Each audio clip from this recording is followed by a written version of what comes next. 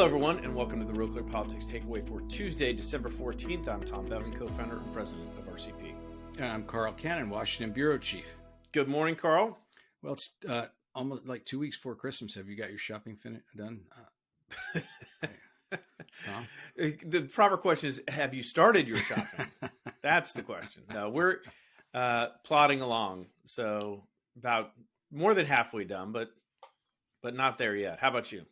Yeah, I'm all done. Everything's under the tree. I'm ready to go. I'm looking for a warm day to go golfing.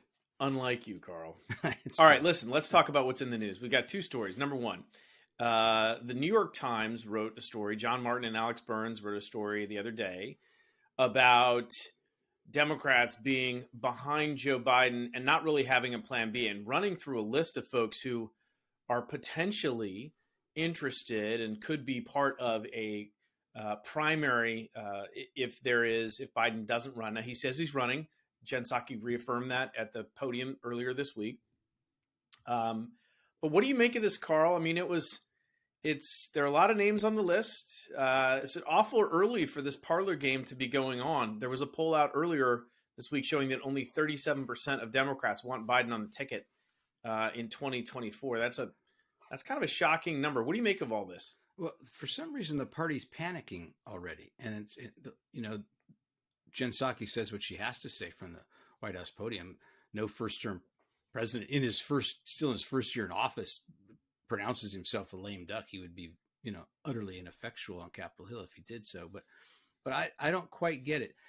His poll numbers are not that bad, Tom. You and I have been through them. I think they're better than Donald Trump's were at this point. And they're about where Reagan's were. I mean, and Reagan won second term in a landslide. So I don't quite get the source of the panic. His approval rating has actually, I tweeted about this morning. His low was 41.3 in our RealClear Politics average on November 22nd. So 3 weeks and a day later, he's back up to 43%. So he's had a bit of a rebound over the last 3 weeks. That's his job approval rating. That's his job approval rating. Every president gets asked the same question. So he's right where he should be, right?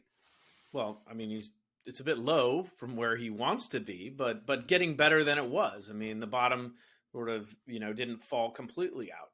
But the other story that's in the news, Carl, which I think helps explain the panic, is we have some new inflation numbers out this morning. Two stories we have on RealClear Politics. Number one, the wholesale price index was up the fastest pace on record this November versus last November. And an additional story, 59% of small businesses in America had to raise the prices of their products and services last month. That was the most since 1978. So while there are some positive numbers that the Biden administration tries to spin on the economy, a lower unemployment rate, lower jobless claims, etc., the big number, the number that really has people freaked out is skyrocketing inflation. It's not transitory, as the administration told us, doesn't seem to be stopping anytime soon. And it's really, with gas prices and food prices and all that, has people feeling very anxious and uncomfortable and uncertain about the future. And they're taking it out on Biden. I think that's why Democrats are in the panic that they're in, despite the fact he's not, historically speaking, in a terrible place. Well, presidents don't cause inflation. But there's an asterisk behind that statement, though. But you shouldn't probably be proposing an unprecedented level of new federal spending at this time. He's stuck with that Build It Back Better legislation. I think the administration will take some scaling back on it. They already have, maybe some more that Joe Manchin's insisting on. Manchin's saving them Democrats from themselves, if you ask me. But look, in the late 70s, today's millennial voters, and certainly, Zoomers don't have any recollection of it. But Joe Biden does. He was in the Senate at the time, and it really undermined any chance Jimmy Carter had for re-election. There were other problems. I mean, he faced Ronald Reagan. There was a hostage situation around. There were other things going on. But that inflation, it hurts people Democrats need. It hurts work. It hurts the most vulnerable. It hurts retirees on fixed incomes. It hurts the young people who get priced out of houses. It hurts the working poor.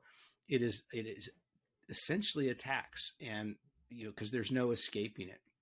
And The inflation has been highest on the things people really need the most: food, gasoline. So it's a big problem.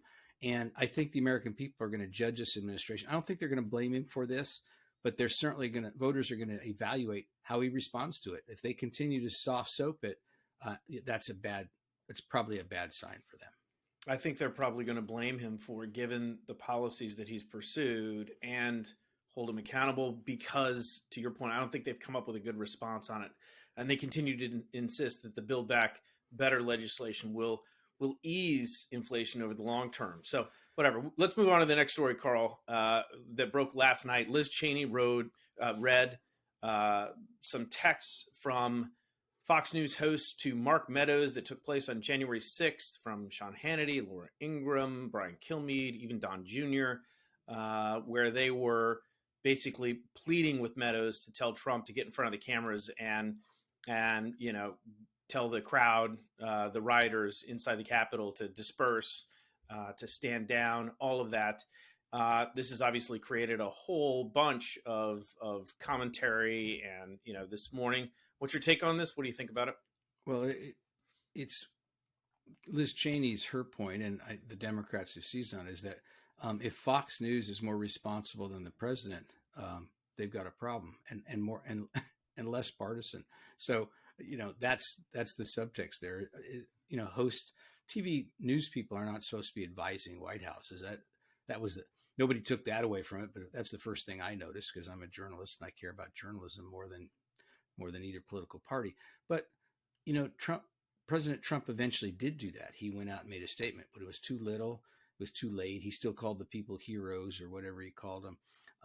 This is the Democrats and Liz Cheney's attempt to point the blame for this riot at the Capitol. Democrats and much of the media calls it an insurrection, but whatever you call it, to blame Trump for it. He egged on the people that day. He egged them on for a month prior by calling the validity of the election results into question, and then he refused to ask them to stand down. And that's where this investigation's going. It's being led by Democrats who tried to impeach Trump twice, and in a sense, this is like the third impeachment. And on that note, Carl, do you think the way that this committee is operating, trying to get records as far back as April 2020 from phone carriers and the like, and reading these private texts into the record to try and embarrass Trump or Fox News hosts or whomever, I mean, this seems to be going a bit beyond what. Are you comfortable with how this committee first came to be, with Nancy Pelosi rejecting the two Republican members? And are you comfortable with the way they've been conducting themselves thus far? Well, it's because of the makeup of the committee, and I blame Pelosi and Kevin McCarthy for this. It's a partisan exercise. Not only she put House impeachment managers on the committee. I mean, it's like she never thought, never even entertained the idea that the American people need is actually an impartial accounting of how this happened. And you're not going to get that.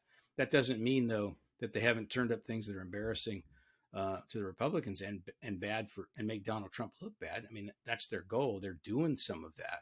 But to your point, Tom, privacy is not a subject that even comes up anymore. And I'm looking at this and I'm wondering, okay, what if Kevin McCarthy takes control of the House next? What if the Republicans win the House and Kevin McCarthy is the next speaker? Is he going to subpoena what Jake Tapper and Joy Reid were texting Nancy Pelosi on that day? I mean, where does this end? It strikes me that private text, now, under the Presidential Record Act, nothing ever sent by to the president or received by him is private. But when you're going to people's phone records now, where does it end? Not in a good place is is what I think. All right. Speaking of that, we will leave it there. I'm Tom Bevan, co-founder and president of RealClear Politics. And I'm Carl Cannon, Washington bureau chief. And this has been the RealClear Politics Takeaway for Tuesday, December 14th, 2021.